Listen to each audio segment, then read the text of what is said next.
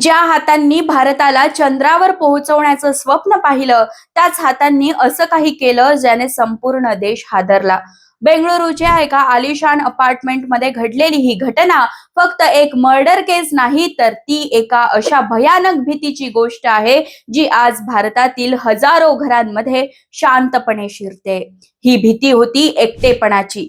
मी गेल्यानंतर माझ्या आजारी पत्नीची काळजी कोण घेणार, याच एका प्रश्नाने इस्रोचे निवृत्त टीम लीडर के नागेश्वर राव यांना इतकं हतबल केलं की त्यांनी आपल्या 63 वर्षांची पत्नी संध्याश्री यांचा गळा आवळून जीव घेतला.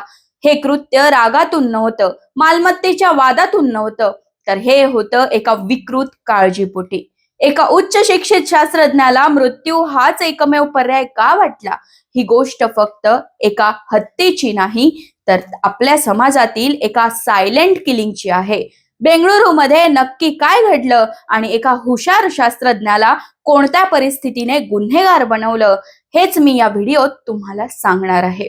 के नागेश्वर राव, इस्रोचे निवृत्त टीम लीडर. एक प्रतिष्ठित पद, समाजात मान सन्मान आणि आर्थिक सुबत्ता होती. नागेश्वर राव आणि त्यांच्या पत्नी संध्याश्री हे दोघे मूळचे आंध्र प्रदेशचे, पण नोकरीनिमित्त ते अनेक दशकांपासून बेंगळुरूमध्येच स्थायिक झाले होते.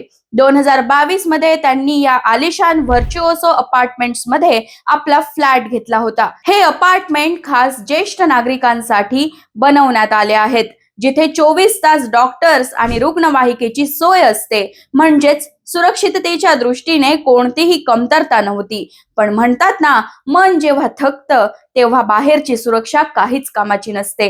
वयाच्या 70व्या वर्षी जेव्हा माणूस स्वतः थकलेला असतो, तेव्हा आजारी जोडीदाराची 24 तास सेवा करणं हे शारीरिक श्रमापेक्षा मानसिक ताणाचं काम ठरतं. शास्त्रज्ञ असूनही त्यांना केअर गिव्हर स्ट्रेसचा सामना करता आला नाही. त्यांना वाटलं की त्यांच्या निधनानंतर पत्नीची अवस्था लावारिस सारखी होईल. त्यांच्यावर मानसिक उपचारही सुरू होते. निवृत्तीनंतरचा एकाकीपणा आणि वाढतं वय त्यांना आतून खात होतं. 18 फेब्रुवारी 2026 रोजी त्यांची पत्नी संध्याश्री स्वयंपाकघरात दुपारचं जेवण बनवत होत्या. त्याच वेळी नागेश्वरराव तिथे पोहोचले. त्यांच्या हातात एक साधा टॉवेल होता. नागेश्वरराव यांनी मागून जाऊन आपल्या पत्नीचा टॉवेलने गळा आवळून पत्नीचा जीव घेतला. संध्याश्री यांनी प्रतिकार करण्याचा प्रयत्न केला असेल का, याचे उत्तर त्या भिंतींनाच ठाऊक.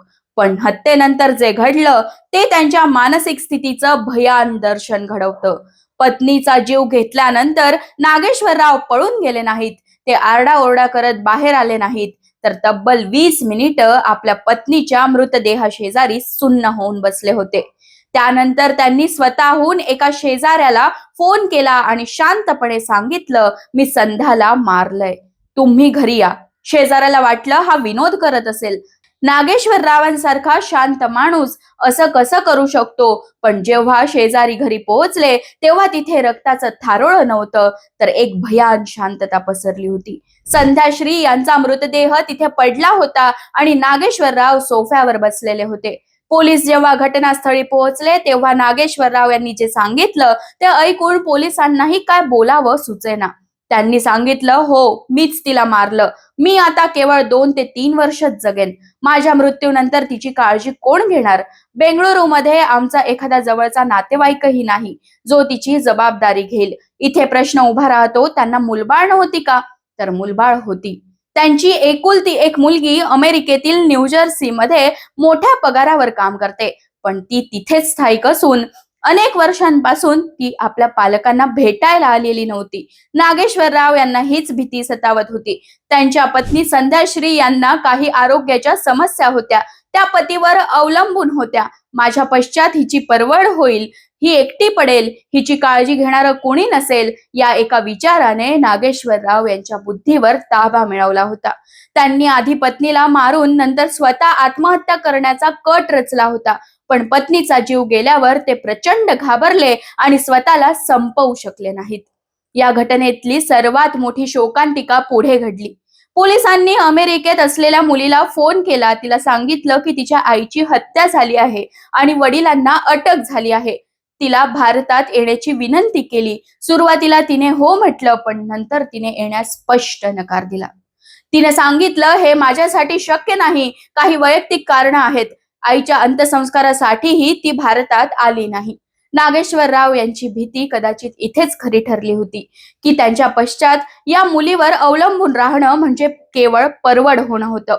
अखेर संध्याश्री यांच्या भावाला पोलिसांनी बोलावलं आणि त्यांच्या उपस्थितीत विल्सन गार्डन स्मशानभूमीत अंत्यसंस्कार पार पडले. हा केवळ एक गुन्हा नाही, तर ही एक सामाजिक समस्या आहे. भारतात आज हजारो असे वृद्ध दाम्पत्य आहेत ज्यांची मुलं परदेशात आहेत. त्यांच्याकडे पैसा आहे, पण त्यांच्याकडे सोबत नाही. नागेश्वर राव यांनी जे केलं त्याला कायदा कधीच माफ करणार नाही. हत्या हा गुन्हाच असतो, पण या घटनेने आपल्या समोर काही गंभीर प्रश्न उभे केले आहेत. आपले वयस्कर पालक फक्त आर्थिक आधारासाठी आपल्याकडे पाहत असतात का, की त्यांना त्यापेक्षाही जास्त गरज असते ती आपण त्यांच्या जवळ असण्याची? ज्या वडिलांना वाटलं की आपल्या मुलीशिवाय आपल्या पत्नीचं कोणी नाही, त्याच मुलीने शेवटच्या वेळी त्या आईचा चेहरा बघायलाही नकार दिला. याला वेळ म्हणायचं की नात्यांचा अंत, हा एकच प्रश्न निर्माण होतोय. कदाचित जर त्या मुलीने वेळोवेळी फोन केला असता किंवा एकदा येऊन त्यांची भेट घेतली असती, तर नागेश्वर राव यांच्या मनात ही असुरक्षिततेची भावना घर करून बसली नसती. तुम्हाला काय वाटतं, या घटनेला जबाबदार कोण? नागेश्वर राव, त्यांची मानसिक स्थिती, मुलीचा दुरावा, की आपलं बदलत चाललेलं समाज वास्तव? तर अशाच व्हिडिओसाठी story.com ला नक्कीच सबस्क्राईब करा.